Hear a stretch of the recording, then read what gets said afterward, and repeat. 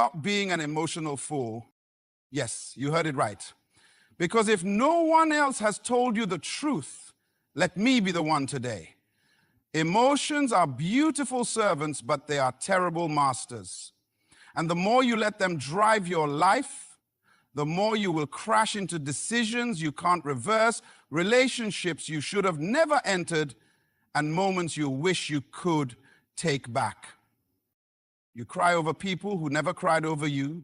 You break yourself trying to fix what was never yours to carry, and still you call it loyalty or love or kindness.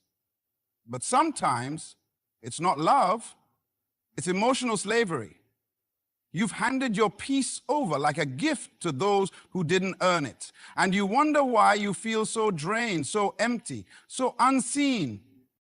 People will play with your emotions if you let them. Life will exploit your softness if you don't put structure around your soul.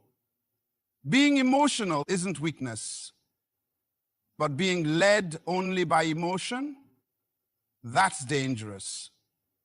You cannot make permanent decisions based on temporary feelings. You cannot give your destiny away just to feel needed in someone else's chaos. So the real question is, how long will you keep apologizing for caring too much, giving too much, feeling too much, when the truth is, deep down, you know it's time to change? Not who you are, but how you operate. You need boundaries, not just feelings. You need wisdom, not just reactions. You need to stop living on emotional impulse and start living with emotional intelligence. Because the moment you stop being an emotional fool is the moment you take your power back. You've probably heard it said that emotions make us human. And that's true. But what no one tells you is that emotions, if left unchecked, can also make us prisoners. Think about it. How many times have you made a decision in the heat of the moment, only to look back and ask yourself, what was I thinking? How many times have you exploded in anger or drowned in sadness or chased validation, only to wake up the next day feeling regret heavier than your own thoughts? That's not because you're broken. It's because you're human. But being human doesn't mean you let your emotions control the steering wheel of your life. Emotions are powerful. They have the ability to inspire greatness or destroy potential. One moment of confidence can make you stand up for yourself. One moment of fear can make you walk away from something that was meant for you. Emotions can start wars and build nations. They can ruin a relationship in seconds or save a life with one act of compassion. That's how powerful they are. But here's the truth most people avoid. Power without direction is dangerous. Fire can warm a home or it can burn it to the ground. It all depends on how you use it. The same goes for your emotions. Your emotions are tools, not truths. They are signals, not commands. And when you begin to understand that difference, your life changes. Let me ask you something. Who's really in control when you lash out in frustration, or beg for attention, or stay in a toxic relationship because you feel something you can't explain? Is it you, or is it your emotions? When your emotions become the pilot of your life, they don't care about the destination. They only care about the thrill of the moment. They'll have you saying things you don't mean, doing things that betray your values, and settling for less than you deserve. All because they're loud enough to drown out your better judgment. But you weren't meant to live like that. Some of the most successful, disciplined, and focused people you admire didn't get there because they felt their way through life. They mastered the art of acknowledging their emotions without surrendering to them. They felt fear, but did it anyway. They felt rejection, but didn't lower their standards. They felt overwhelmed, but kept moving forward with clarity. That's what real strength looks like. And the beautiful thing is, you don't need to stop feeling to gain control. You don't need to become cold or robotic. You just need to understand that emotions are meant to work for you, not against you. That sadness can teach you where you hurt. That anger can show you where you feel violated. That love, when handled right, can be a force of transformation. But only if you stop handing your life over to every emotional impulse that knocks on your door. You are not weak because you feel deeply, but you become powerless the moment you let those feelings lead you blindly. The power comes when you pause. When you ask yourself, is this emotion telling me the truth or just trying to get a reaction? That one question can save you years of heartache. Mastering your emotions doesn't mean eliminating them. It means honoring them without becoming enslaved by them. How many lives have been permanently altered by decisions made in moments of temporary emotion? More than we'll ever know. One impulsive text, one angry outburst, one tearful yes when your gut screamed no, one decision that felt right in the moment but left behind a mess you couldn't sweep away. And it always starts the same way, with a feeling so intense it hijacks logic. You feel betrayed, so you cut someone off. You feel lonely, so you settle. You feel excited, so you leap before you look. Then reality hits, and suddenly you're stuck with consequences that your emotions have long forgotten. That's the thing. Feelings are fast, but consequences are slow. They linger, they echo. They follow you into places your emotions never intended to go. And here's what most people don't realize. Your feelings are not facts. They are temporary reactions trying to convince you they are permanent truths. They scream, do it now, while wisdom whispers, think it through. And in that moment, if you obey your feelings without questioning them, you give them the keys to your future. Why do we keep doing it? Why do we let fleeting emotions build lifelong stories? Maybe because no one ever taught us to pause. Maybe because we think feeling something intensely must mean it's true. But intensity doesn't equal truth. Just because a feeling is loud doesn't mean it's leading you the right way. Think about it. Have you ever been on the edge of something big, something meaningful, and your fear screamed, turn back? And maybe you did. But looking back now, was that fear telling you the truth or just trying to keep you safe inside your comfort zone? See, that's the problem. When we don't pause to examine our feelings, we obey them blindly. And blind obedience to emotion is one of the fastest ways to destroy what you were trying to build. Let's get practical. You get angry at your partner, so you say something you can't take back. You feel unworthy, so you chase someone who treats you like you are. You feel inspired, so you quit your job with no plan. It's all emotion, no direction.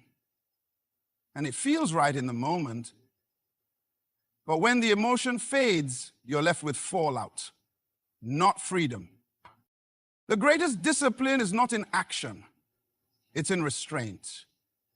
It's in saying, let me feel this, but not act on it just yet. It's in asking, will I still want this when I'm calm? That one pause, that one breath can save you from years of regret. This doesn't mean you ignore your feelings. It means you honor them without surrendering to them. Let your emotions inform you, but never let them instruct your final decision. Because a temporary emotion might be loud, but your future is too important to be decided by a feeling that won't last the night. Your emotions were meant to be a signal, not a sentence. Let them alert you, but don't let them arrest you. You owe it to yourself to pause before you sign a contract with your feelings. Because some of the biggest regrets in life come from saying yes too quickly or no too emotionally. Feel everything, but choose wisely. At some point, you have to ask yourself, how much of your peace have you traded just to keep the wrong people comfortable in your life? How many times have you silenced your voice ignored your instincts, or tolerated disrespect just to avoid confrontation. And all the while, your soul is screaming, your mind is exhausted, and your peace is slipping through your fingers like water you can't hold. Here's the truth no one teaches soon enough. Peace is not something you find, it's something you protect. And protecting it means having boundaries, not walls, not bitterness, boundaries. Emotional lines that separate what you allow and what you will never allow again. You see, people don't respect what you don't reinforce. If you let others walk over your feelings without consequence, they will do it again. If you constantly say it's okay when it's not, you're teaching them how to treat you. That's not humility. That's emotional exposure, and it costs more than you realize. You can't keep pouring out your energy into conversations that go in circles, into people who only show up when they need something, or into situations that leave you emotionally bankrupt. Every time you say yes when your soul is saying no, you betray yourself. And over time, self-betrayal becomes your normal. You start feeling guilty for resting, guilty for saying no, guilty for wanting space. And that's how you lose your identity in the name of being kind. But kindness without boundaries is self-destruction in disguise. You are never meant to be available to everyone at every time for every reason. You are not the solution to everyone's crisis. You are not responsible for everyone's feelings. You are allowed to say, I need space. You are allowed to say, this conversation is draining me. You are allowed to disconnect from what disturbs your peace. And let's be clear, setting boundaries doesn't mean you're unkind or selfish. It means you value your mental and emotional health. It means you've matured to a place where you no longer allow guilt to manage your relationships. Because not everyone deserves full access to you, especially those who have shown they can't handle it. The problem is, when you've lived without boundaries for so long, the first time you start setting them, it feels wrong. You'll second guess yourself. People will accuse you of changing. Some will even leave. And that's okay, because anyone who leaves when you start protecting your peace was only there when it was convenient for them. Peace is expensive, and it costs things like comfort, approval, and even a few relationships. But guess what? The more you protect it, the more you'll realize peace is worth the price. You'll stop apologizing for taking care of your soul. You'll stop explaining why you're no longer tolerating chaos disguised as connection. You'll start seeing clearly who's truly with you and who was only with your access, your energy, your effort. You are not cold for having boundaries. You are not mean for choosing peace. You are not broken because you're finally putting yourself first. You are becoming someone who refuses to be emotionally manipulated, stretched thin, or guilt-tripped into exhaustion. Boundaries aren't about building walls around your heart. They're about building doors with locks, so that only what is good, healthy, and aligned with your peace can come through. So strength isn't always loud. It doesn't always show up in big dramatic moments or fierce comebacks. Sometimes strength looks like holding your tongue when you want to scream. Sometimes it's walking away when your pride wants to stay and prove a point. And sometimes it's smiling in a room full of chaos, not because everything is okay, but because you've learned how to manage what's happening inside of you. That's what emotional intelligence is. It's not about being numb or distant or pretending nothing bothers you. It's about being fully aware of what you're feeling, why you're feeling it, and choosing not to let those emotions hijack your behavior. That choice right there, that's power. There's a false belief that emotional control means suppression. That if you don't cry or react or explode, you must be disconnected. But the truth is, those who feel the deepest are often the ones who fight the hardest for peace. Emotional intelligence isn't the absence of emotion, it's the management of it. It's knowing when to speak and when to stay silent, when to engage and when to exit, when to respond and when to let silence speak for you. You've probably noticed that the most reactive people are usually the ones who feel the most out of control. They snap quickly, they internalize everything, they take everything personally. They don't just feel emotions, they become them.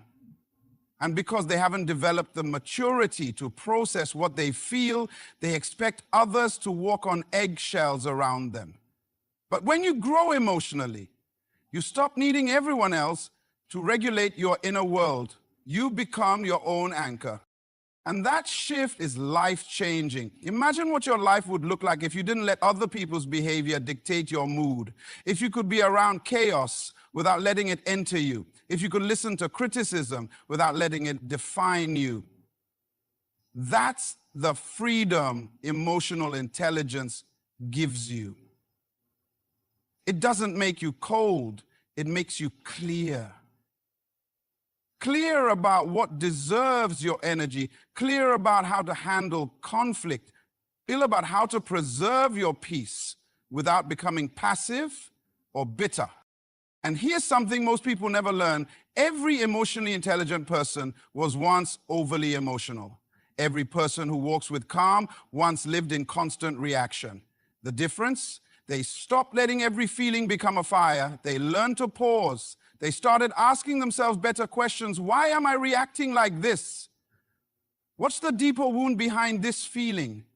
Am I responding to this moment or to my past? Those questions are uncomfortable, but they grow you. And when you grow, everything around you begins to shift. People notice you're calm, and some will try to provoke it. Not everyone is comfortable with your peace. Some only knew how to connect with the unhealed version of you, the one who argued back, over-explained, chased, reacted.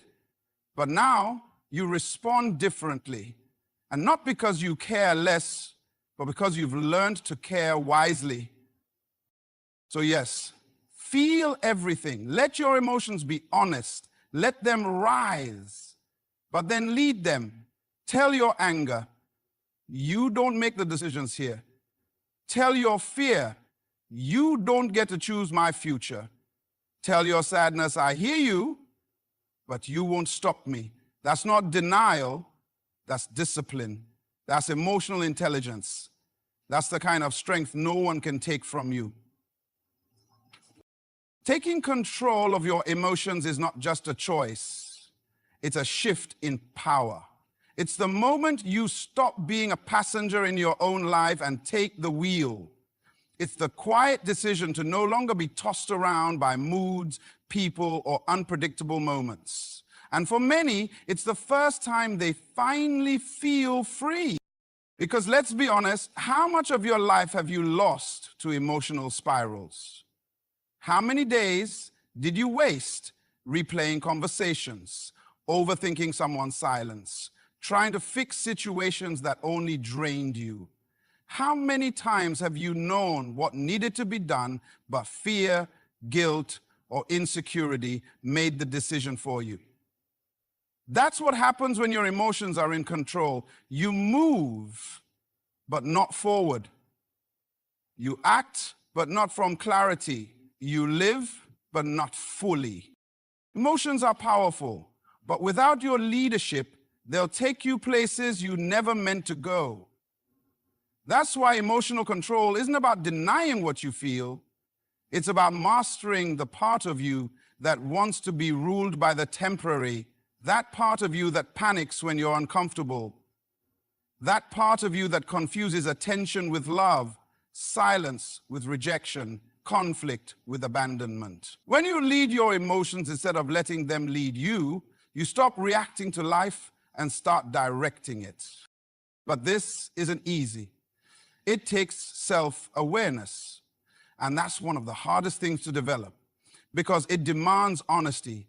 It requires you to face the parts of yourself you usually avoid. To ask, why do I keep ending up in the same emotional patterns? Why do I keep giving people access to me who don't value it? Why do I sabotage peace the moment I finally feel it? Those aren't easy questions, but they're necessary. Because you can't heal what you keep hiding. You can't outgrow what you keep repeating. When you finally take control of your emotions, something incredible happens. Your decisions get better. You stop letting anger burn bridges you'll wish you had later. You stop letting anxiety rush you into things you're not ready for. You stop letting sadness convince you that nothing will ever change.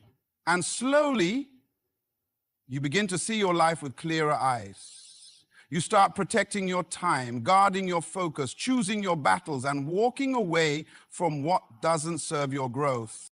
People may not understand your transformation.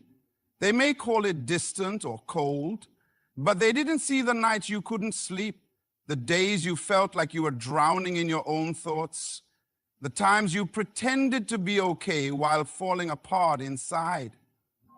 They didn't see the price you paid to get here, and they don't need to, because this new version of you, the one who responds with calm, who protects their peace, who thinks before reacting, that version doesn't explain itself. It simply lives better. Taking control of your emotions means you no longer give the loudest voice in the room the most power. It means you can feel fear and still walk forward. It means you can be triggered and choose not to react. It means you can be disappointed but not dismantled. That's not just maturity, that's mastery. And once you learn to lead your emotions, instead of being led by them, you'll look back at all the versions of yourself who were once at the mercy of every storm, and you'll thank them for surviving, but you'll also know, now you're finally driving. You felt the weight of being ruled by your emotions. You've lived the cycles, giving too much, reacting too fast, apologizing for things you should have stood firm on. But now it's time to shift. No more being controlled by the chaos within. No more handing your peace to people who didn't earn it. No more silencing your worth just to be accepted. From this moment on, you are done being an emotional fool. You are done living on impulse. You are done explaining your growth to those committed to misunderstanding you. This is your time to rise, not with noise, but with clarity, to move forward, not from emotion, but from purpose. You don't need to be perfect.